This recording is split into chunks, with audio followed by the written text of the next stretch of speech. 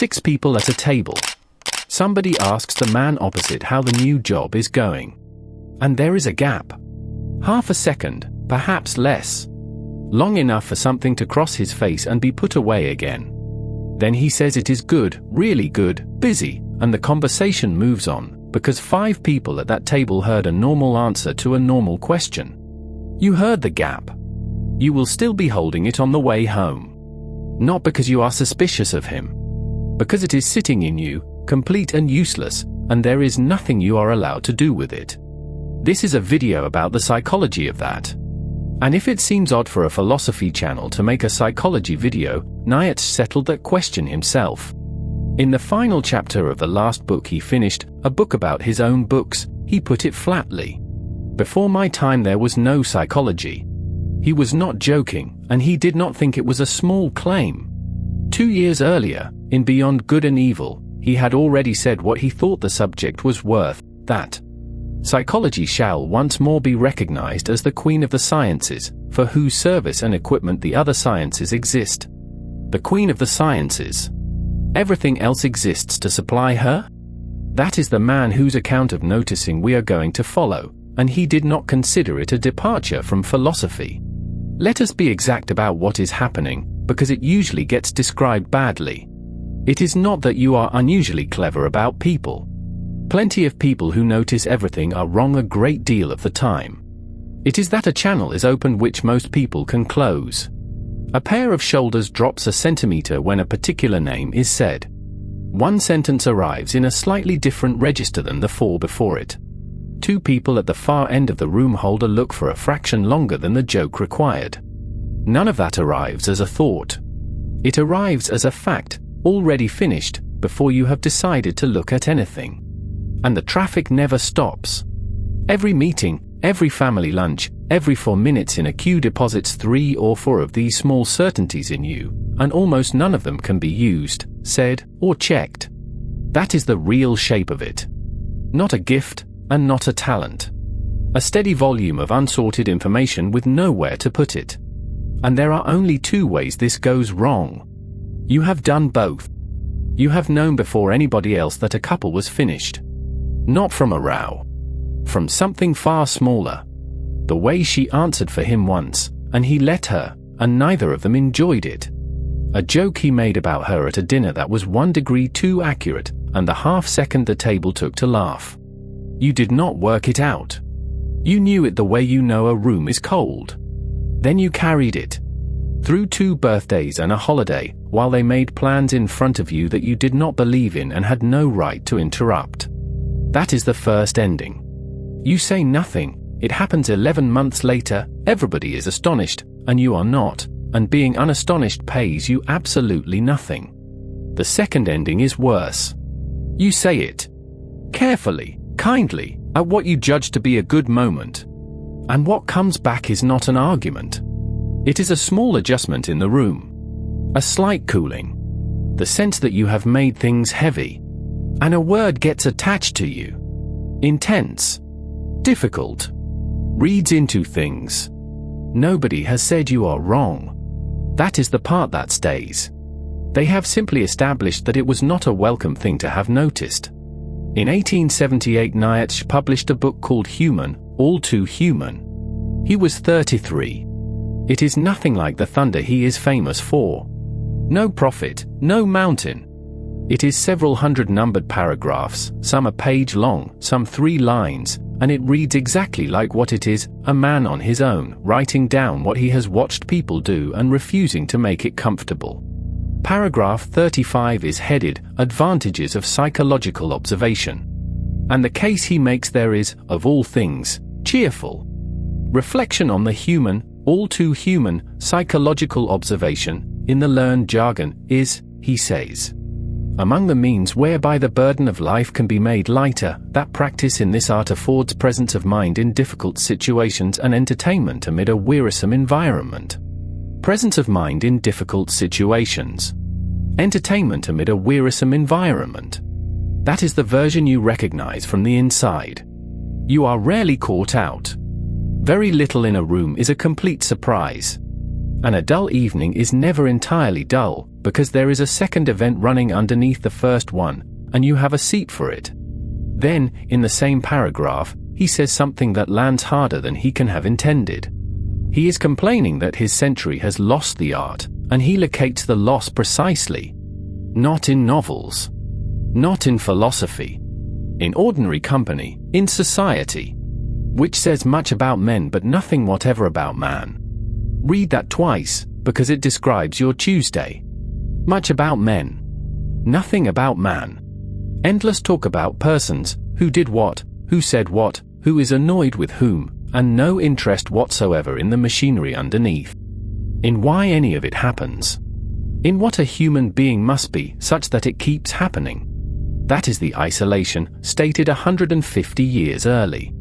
It is not that nobody talks about people. Everybody talks about people constantly. It is that the conversation stops one layer above where you are standing, and there is no polite way to mention that you are a layer down. He was 33 when he wrote that, and he was still calling it an advantage. 8 years later he had a very different sentence about it. Beyond Good and Evil, 1886. By now Nietzsche is ill for most of every month. He has given up his professorship, and he is moving between boarding houses in Italy and Switzerland, largely alone. Paragraph 270 opens like this. The intellectual haughtiness and loathing of every man who has suffered deeply, it almost determines the order of rank how deeply men can suffer. That is not a compliment he is paying himself. Look at the two words he chooses for the condition. Haughtiness. Loathing. He is not describing a wise man. He is describing somebody slightly spoiled by what he knows. Then the mechanism. The chilling certainty with which he is thoroughly imbued and colored, that by virtue of his suffering he knows more than the shrewdest and wisest can ever know. The chilling certainty. Not the warm one. Not the useful one. He is describing the precise feeling of sitting at that table with a gap in it. You know more than the room. You have no way of demonstrating it, no permission to use it, and no doubt about it at all. It is cold exactly because it is certain. A few lines further on comes the sentence this whole thing turns on. Profound suffering makes noble, it separates. Not, it makes you wise. Not, it makes you kind. It separates. He puts the two effects in one line and refuses to rank them, and that refusal is the honesty of the sentence. Whatever this does for you, it does by removing you. There is no version in which you get the depth and keep the company. Then he describes what people in that position actually do, which is the part nobody quotes. This silent intellectual haughtiness of the sufferer, this pride of the elect of knowledge. Silent. That is the operative word. It does not come out. It sits behind an ordinary face at an ordinary dinner, and that ordinary face is doing real work, because the alternative is to say what you saw and then watch the room drop 2 degrees. He says the sufferer finds every form of disguise necessary, that he protects himself from officious and sympathizing hands, and from everything that is not his equal in suffering. Not out of contempt. Out of maintenance. It is simply cheaper to be thought shallow than to be understood incorrectly. In the same book, 124 paragraphs earlier, sits the most famous sentence Nietzsche ever wrote about looking at things. It is nearly always quoted at half length, which ruins it. Here is all of it. He who fights with monsters should be careful lest he thereby become a monster. And if thou gaze long into an abyss, the abyss will also gaze into thee. 2 sentences, and they are not the same warning. The first is about fighting. Take on a cruel thing with cruelty and you will still be holding the tools afterwards. The second is about nothing but looking. No fight. No enemy. No decision at all. You held your attention on something long enough, and the direction of the traffic reversed. What you were examining began to examine you. That is the sentence for this. You did not go hunting for the gap in that man's answer. You were passing the salt. But attention that fine has never once been free, and everything you have looked at closely has left something behind in you. That is the second half of the bill. The first half was loneliness. The second half is that you are furnished by what you have noticed, and you did not choose the furniture. Now the mechanics of the second bad ending. Why saying it makes things worse even when you are right? In the first part of Thus Spake Zarathustra there is a chapter called The Flies in the Marketplace. It is unusual for that book, because Zarathustra is not addressing a crowd. He is speaking to one person, a friend, and the whole chapter is advice. It begins, "Flee, my friend, into thy solitude. I see thee deafened with the noise of the great men, and stung all over with the stings of the little ones." And then, buried in the middle of it, one short line that explains almost everything about how people react to being seen. What we recognize in a man, we also irritate in him. Recognize it, and you irritate it. Not accuse it. Recognize it. That is a mechanism, not a moral. The thing you saw was probably something the person was managing quietly and rather successfully, until your face made it visible.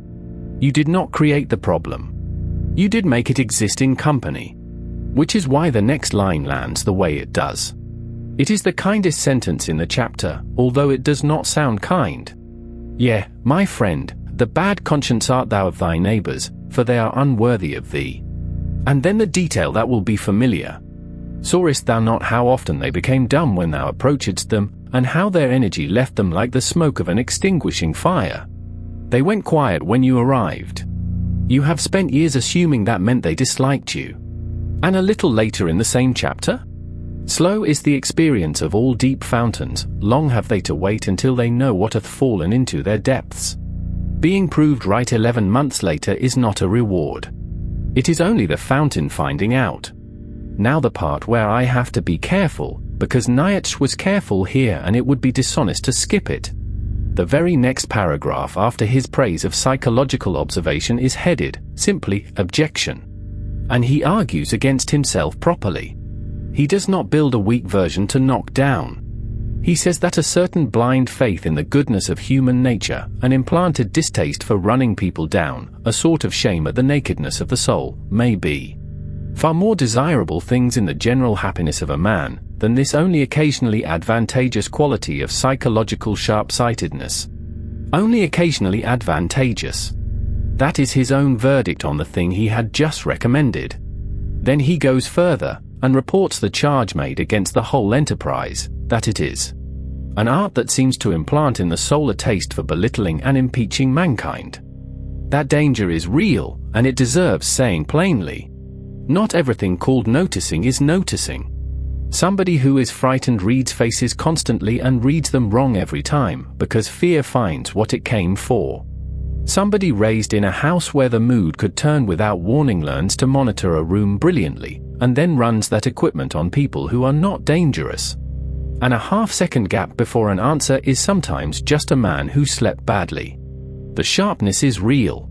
What the sharpness means is not automatically real. Those are two different claims, and only one of them belongs to you. The paragraph after the objection is headed, Nevertheless. He has put the case against himself as strongly as he can make it, and then he refuses it, and there is no comfort anywhere in the refusal. The repulsive aspect of psychological dissection, with the knife and tweezers entailed by the process, can no longer be spared humanity. Repulsive. Knife and tweezers. He is not pretending this is pleasant work, or that the person doing it looks admirable while it goes on. He is saying it has to be done anyway. But there is a limit, and he sets it himself, in the closing line of that same passage on profound suffering. It is not the limit you would expect. He says a more refined humanity has reverence for the mask. And then? And not to make use of psychology and curiosity in the wrong place. Look at what is being limited there. Not the seeing. The use. He never once tells anybody to see less. He says that a person wearing a mask in front of you is not a puzzle you are owed the solution to, and that the mask may well be the most honorable thing about them. So the discipline is not, stop noticing. It is, not everything you can open is yours to open. That is a far harder rule than silence, and it is the only one he offers. Here is where all of this has been going, and it is not where people expect. The pain of noticing everything is not the noticing. It is not even the loneliness, though the loneliness is real and he named it more than once. It is what slowly happens to your opinion of people. Because the information accumulates in one direction. You see the small vanity under the generous act. You see who talks fastest when the boss walks in. You see the version of the story that gets told and the version that got edited out. Any one of those is nothing. 10,000 of them, across 20 years, unspoken and unchecked, produce something. Nietzsche knew exactly what they produce, because they produced it in him. In the second part of Zarathustra there is a chapter called The Rabble. It opens. Life is a well of delight, but where the rabble also drink, there all fountains are poisoned. And a little further in he says what it did to him, in one of the most honest sentences he ever wrote. Not my hatred, but my loathing, gnawed hungrily at my life. Not hatred. Loathing. Hatred at least has energy in it and points at something in particular. Loathing is general, and tired, and it eats the person carrying it. He says so himself. It gnawed at his life. Not at theirs. He also saw who it takes down. And many a one who hath turned away from life, hath only turned away from the rabble. He hated to share with them fountain, flame, and fruit. People who look as though they have given up on living have usually given up on something much smaller. They stopped finding anyone to drink with. That is the real risk in all of this, and it is the one that ruins people who see clearly. Not sadness. Not being misunderstood. Turning into somebody for whom nothing anyone does is ever a surprise, and nothing is ever quite clean. And then Zarathustra does the thing no other philosopher of suspicion does. He gets out. And he says how. The chapter turns on 3 questions in a row. What hath happened unto me? How have I freed myself from loathing? Who hath rejuvenated mine eye? He does not answer with a method. He answers with a suspicion about his own history, phrased as a question, as though he can hardly believe it himself. Did my loathing itself create for me wings and fountain divining powers? Stop on that. The disgust did not have to be removed. It was the equipment. The same sensitivity that registered the poison in the well is the sensitivity that can find water. That is what fountain divining means. The ability to tell where the clean water runs, in ground that looks identical to all the other ground. He puts it again in that last book, writing about Zarathustra, in the plainest possible form, that it was out of this feeling of repulsion that he grew the wings which allowed him to soar into remote futures. Out of the repulsion. Not despite it. And this is where you should notice something about yourself, quietly, without announcing it to anyone. You do not do what you used to do with this. There was a period, early 20s, perhaps longer, when you told people what you had seen, because it seemed obviously useful, and because being right felt like something. You do not do that anymore. You have learned the difference between when it helps and when it is only a demonstration.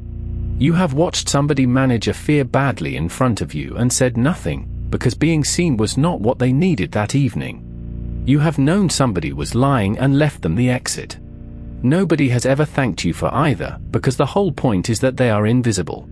They are still the most difficult thing anyone at that table was doing. Go back to the man with the half-second gap in his answer. You are not going to say anything about it. You never were. But look at what you actually did in that moment, because it deserves a better name than being sensitive. Somebody put something away in front of you. You saw them do it. And you let them. That is not a failure to act. That is the whole of tact, performed instantly, by somebody who had no time to prepare. At the end of his chapter, Zarathustra says where he ended up. Neighbors to the eagles, neighbors to the snow, neighbors to the sun. 3 things, and every one of them is cold, or high, or far away. He is not pretending the height is cozy. But it is the same man who says, a few lines from there, to the few people he has left. Cast but your pure eyes into the well of my delight, my friends. How could it become turbid thereby? It shall laugh back to you with its purity. He is not alone. He is selective. Those are 2 different conditions, and they get confused constantly by people who have only ever had one of them. There is a line Nietzsche wrote about himself that fits anybody who knows things before there is any use in knowing them. My time has not yet come either. Some are born posthumously. Some are born posthumously. Some arrive at a conclusion in March that the room will not reach until December. You will keep noticing. That was never a decision, and it is not about to become one. What is a decision, the only one anywhere in this, is what you let it turn you into. The fountain, the flame and the fruit. Or the loathing that gnaws at its own life. Nietzsche went down both roads and reported back from each. He recommends the wings,